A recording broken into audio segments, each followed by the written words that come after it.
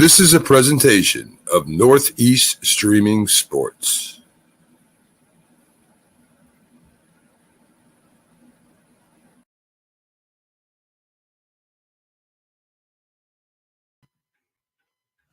Happy Saturday morning, everyone, and welcome to the Dr. Sem Yankees Show.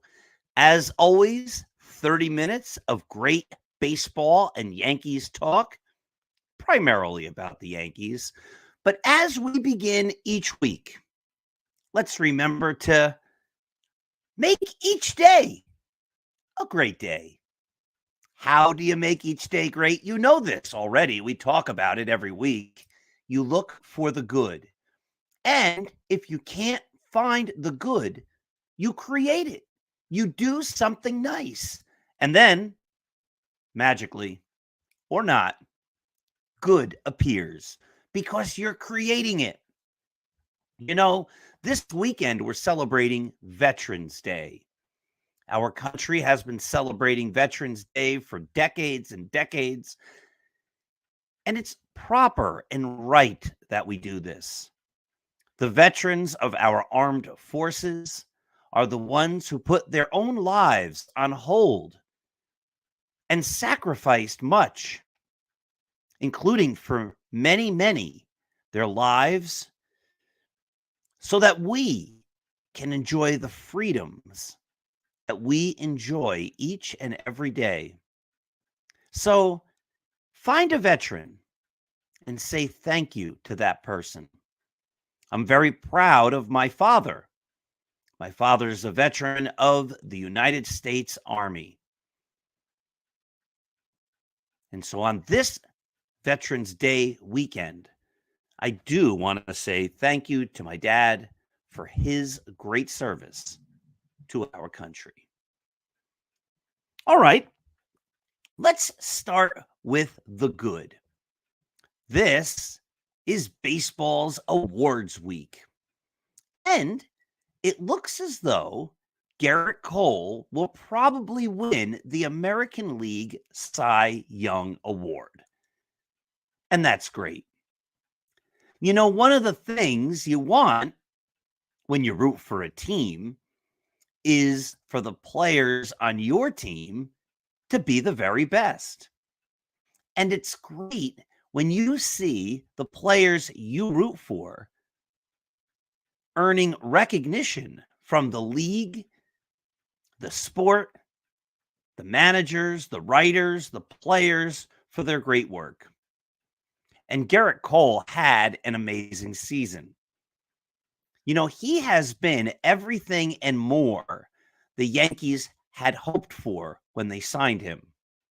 In the beginning, and this happens to a lot of players when they come to a new team, and it seems, especially when they come to the New York Yankees, there were some bumps.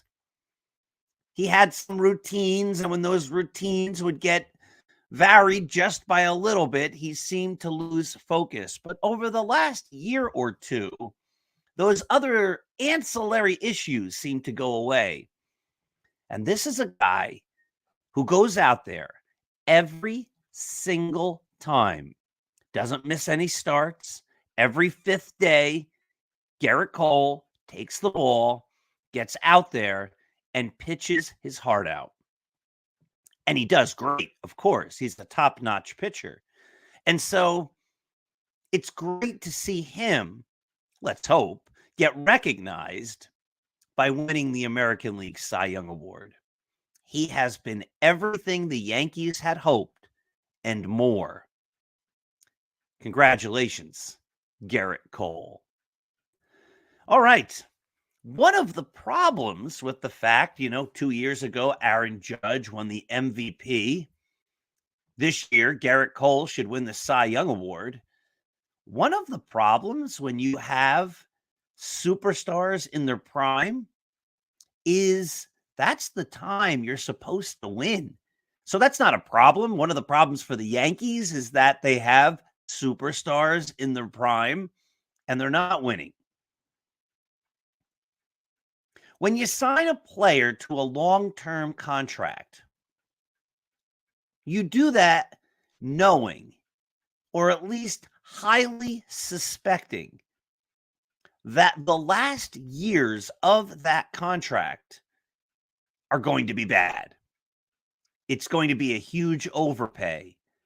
But the hope is that in the front years of that contract, you win big. And it's worth it to pay for those last years if in the first years of the contract, you get world championships. Unfortunately for the Yankees, is their whole model doesn't work, hasn't been working, and doesn't make sense. They have high-paid players, but they don't surround those players with enough other good players or even enough good situational players. And the Yankees haven't been winning. They haven't won while Gerrit Cole and Aaron Judge are at their peak. And each year, obviously, they get a little older. And as they get older, they're going to obviously be leaving their peak. And that can happen in an instant. We've seen it a million times before. If Cole and Judge are not superstars, the Yankees don't have enough other talent around them to win. And even when they're at the top of their game, the Yankees haven't had enough talent around them to win. And that's a problem, because they're going to soon get to the point where their contracts are problematic. And they're paying big dollars for players who aren't performing worth those dollars. These are the years the Yankees should have gone all in, but they didn't. And I know there are some that said, oh, they did. They're trying their hardest. They got Carlos Rodon last year, and they did. And I was all for that. I was also for them getting Giancarlo Stanton. But you can't say the Yankees went all in last year when you look at the way they approached left field. You just can't. They didn't get a left fielder. They thought they could fill an important position on the field with Band-Aids, with guys cut from other teams, with quadruple A players, better than triple A maybe from the minors. And they just kept throwing one after the next into left field, hoping one of them would stick. And none of them did, of course. They weren't good. They weren't championship caliber players. And so when you don't go all in and you don't win, well, it's no surprise. You know, just the other day, Hal Steinbrenner and Brian Cashman, in two separate media interviews, talked with the media. And I really hope they're reading our site. I really hope they're reading other sites. I really hope they're listening to the reactions from their discussions with the media, because bluntly, it's not good. Neither looked good. They both looked bad. Think about this. This is the first part. And I believe I'm the only one who wrote about this on Start Spreading the News. Steinbrenner and Cashman hadn't talked to the media for weeks, probably a month and a half, since the season ended. So in that time, you would think that a well-run, smart organization would spend some time figuring out what they're going to say to the media. It shouldn't have been a surprise. Eventually, at some point, they were going to have to talk to the media. And as I commented in the comments on Start Spreading the News in my article about this, what they said, much of it didn't make much sense. It was excuse making. It was illogical. And if that was the best they could come up with, if that was the best they could do, that's a problem. For example, if Hal Steinbrenner sat with his people, and you would think that a smart person would share the transcript or the big ideas of what they're going to talk about and said, listen, guys, the big takeaway that everyone's going to take from my presser, listen here, is that throughout the system, we're going to bunt more. No, we're going to hear it out, baby. The 2024 Yankees are going to bunt. Oh, we are going to make the fans excited about baseball next year and this organization, and they are going to believe in us because the one thing I'm going to give them is bunting. Now, if he didn't prepare his comments, that's a problem. That shows, obviously, by definition, a lack of preparation. If he didn't write this all ahead of time, at least in some drafts, that's inexcusable. You have to at least have a plan on what you're going to say when you meet the media if you're the owner of the Yankees. So if he didn't plan, that's a problem. And if he did plan and he shared that with his most trusted advisors and said, hey, what do you think? I'm going to advocate. Listen here. I am going to advocate for us to bunt more. At that point, the advisors, the people closest to Steinbrenner, should have said, yeah, no. You can mention that we need to do better situational hitting. You can mention that bunting might be a part of that. But Hal, that shouldn't be the big takeaway that everyone gets from this, that the Yankees, in order to get better, are going to bunt. No, please. You would think that that's what the advisors would say, but obviously, if he brought it to them, they didn't. Or he said it anyway. But my fear is that he brought it to his trusted people and said, this is going to be the big takeaway. This is going to, and the idea, of course, was Aaron Boone's is what he said. You know, Boone's a good manager. He said we should bunt more throughout the system. My fear is that he brought that to his advisors, his trusted friends, his colleagues, the ones who advise him on what to say and how to run the team. And they said, yeah, boss, good idea. If you have an organization of yes men and women, but yes men, and they just agree with whatever the big guy says, the owner, the CEO, the general manager, whatever, you have a dysfunctional organization by definition. If everyone just agrees with the boss, that's a problem. I was a boss for decades. I ran schools. I was a principal. And there would be some people that would come in and tell me, oh, you're great. You do it all right. Everything you're doing is right. Even when I knew I was wrong.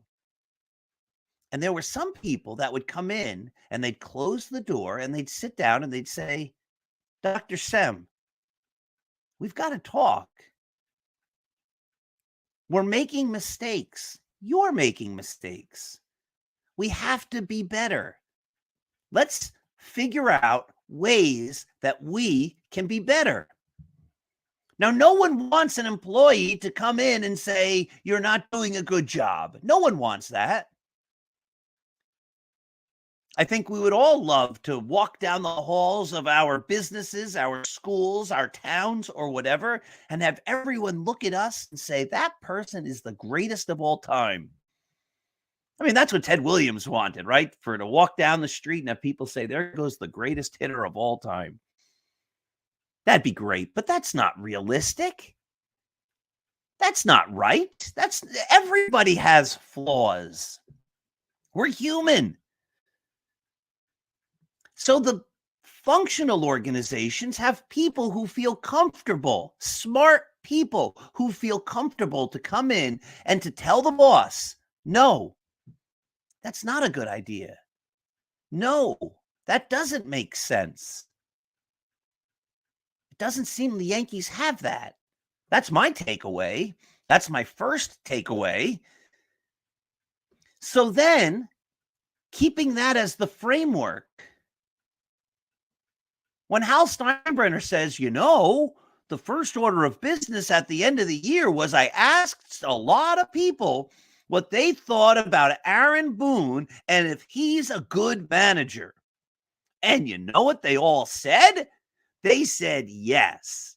They all agree with me. Well, I wasn't quite sure. I do think he's a good manager, but I asked everybody and they said yes. They all agreed. They think Aaron Boone is terrific. That's why he's going to come back for another year.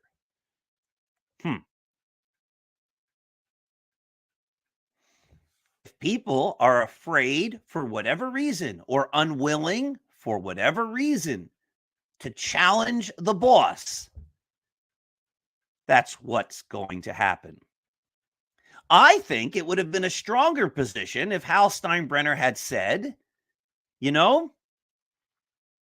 we haven't gotten the results, and he did say that. And, the manager has to take some responsibility for that. He didn't say that. And of course, Aaron Boone has got to get better. He didn't say that. And while we want him to be a great manager, we still think there's room for growth. He didn't say that. But we're going to bring him back because we believe in his overall ability. Sure, I discussed it across the organization. And across the organization, we found ways and ideas and suggestions to make the team run even more efficiently, to run even better, to make the players even better, and to make Aaron Boone an even better manager. That's a different message. The end result is the same. The manager's coming back, but the message is vastly different. It's different when you say, we had some disagreement. We had some debate. That's different than saying, yup, everybody agrees the man should come back. He's a good manager. He's a great manager. All you need to do, see, if you're a baseball fan, if you're a Yankees fan, and you watch the games, it's very difficult, if not impossible, to come to the conclusion that Aaron Boone is a good manager. He's not. Maybe I'm wrong, but he's not. You see mistakes from the first year that haven't been corrected. Bad base running, lack of hustle, poor fundamentals, terrible in-game strategy. Year after year. And I'm sorry, the first thing you have to tell him is that you look foolish being the manager of the Yankees when every single time they cut to you on every single game, on every single channel, you're sitting there either blowing a bubble or spitting out seeds. That doesn't look professional. We're the team that doesn't let you wear a beard. We're the team with the pinstripes and the corporate approach and the corporate reputation. And you're blowing bubbles. You're the leader. Sure, if your shortstop blows bubbles or whatever, fair enough. He's the kid. He's a player. You're the boss. The boss shouldn't sit in the dugouts blowing bubbles game after game after game. It's a terrible look. It's an unserious look. People aren't going to take you seriously because you're not serious. You don't look serious.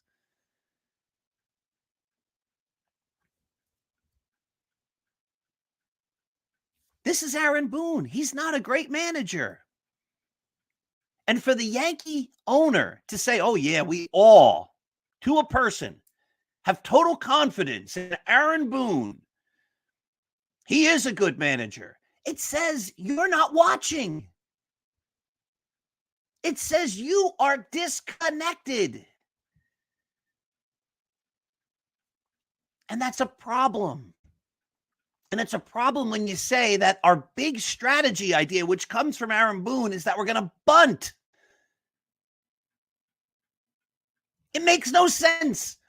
Yes, the Yankees have to do a better job moving runners. I get it. Of course they do. But teams aren't going to win in 2024 by adopting this brand new strategy of bunting more. It's just not going to happen. It doesn't make sense, and it's embarrassing when that's what the owner gives you. And then Brian Cashman, his presser, that was embarrassing. I have found over the years that when people resort to insults, name calling, and swearing, that those are three tactics that are used when they don't have other answers. You don't have an answer? I'll respond with a swear. Brian Cashman swearing all over the place in his conference. I think we're blanking good. You do? Right there. I would have been able, I would have called him into my office as the owner and said, you think we were good? You think the process, last year he said the process is sound. It is? Excuse making? Well, Sonny Gray became good when he went to another team. Other teams also wanted Joey Gallo. I mean, talk about defensive, argumentative. He's arguing. One writer's like, you haven't developed a hitter in like 100 million years, except Aaron Judge. And he starts arguing with him. What do you mean we haven't gotten a hitter? What do you think? And then he starts saying, Oswald Peraza didn't have a place to play. Well, whose fault is that? Who made that? And then he starts using injuries as an excuse. Well, if there weren't all these injuries, listen, I said it last year. I wrote about it. I've said it a million times. Harrison Bader was always hurt. Every single year of his career, he played fewer games than the year before. And that's the guy the Yankees got. Listen, if you sign Lou Gehrig in his prime, a guy who plays every day, or Cal Ripken Jr., a guy who plays every day, or Derek Jeter, a guy who played almost every game, or Hideki Matsui, who played every game for years, and that player gets hurt, well, then you might have an excuse. Well, you know what? We got this guy. He's very durable, and he didn't last. Something fluky happened. Matsui runs in and breaks I think he broke his wrist or his finger or something like that, coming in for a fly ball, and he's going to be out for a couple of weeks or a couple of months because he got injured hustling. That happens. That's the game, right? You can say, we got a durable player and he broke down. That happens. But if you sign guys who are injured, like Frankie Montas when they made that trade, or Harrison Bader, who they got, still defies logic. They traded for a guy who was injured and wouldn't be back for weeks. Made no sense ever. But if you get guys who are hurt or who frequently get hurt and then they get hurt, that's not an excuse. You can't say, I was so surprised he got hurt. So surprised. I can't believe it. I had teachers when I was a principal who were absent a lot. And I had teachers who were never absent. When the teachers who were absent a lot were absent, it was no surprise. when the teachers who were never absent were absent, well, that was a surprise. That wasn't something you could have anticipated. I mean, you always anticipate bad things could happen, but you get the point. You can't use injuries as an excuse when you build your roster full of players who get injured often. At that point, injuries are no longer an excuse. And Cashman's tone and his defiance, bottom line, did either of those conferences give anyone any confidence that the Yankees are on the right track? That the Yankees said, the leaders here, Steinbrenner and Cashman, the guys who run the organization, does anybody watch those and say, yeah, we're in good hands? They have a handle on this. No, I saw a defiant, defensive Cashman and a somewhat clueless owner and Hal Steinbrenner not really saying anything. After months, that's the big point here that no one else is mentioning. They had months to prepare for this. And that was the best they could do. That was the best they could do. Months of preparation. I observe teachers still. If I go into a classroom and watch a teacher out of the blue, a surprise visit, and there might be a problem, you say, well, no, not everybody's perfect every day. Not everybody has a great day. Not everybody hits a home run every time up. And you work with it. But if you tell a teacher you're coming into the classroom, I'm coming in 2 weeks from next Thursday, and that teacher has weeks, or even a week, I'm coming in next Thursday, or even a weekend, I'm coming in on Monday or Tuesday or whatever. And that teacher had days or weeks to prepare, and they still don't develop and present a quality lesson? Well, that's telling. Steinbrenner and Cashman had months, weeks to prepare for those discussions with the media, and that was the best they could do. That's why I wrote in my column on Start Spreading the News, I have no confidence that the Yankees are going to turn this thing around. None whatsoever. Because they don't recognize the problem. They don't see it. They don't understand there is a problem. And they think that an 82 and 80 season, because they both alluded to this, we still had a winning season. Not good enough. We understand. But you can sense somewhere that they're still like, we were still above 500. Not good enough. They did not do anything to inspire any confidence in their fan base. They did not do anything to show competence, excellence. Instead, again, Brian Cashman was arguing and swearing.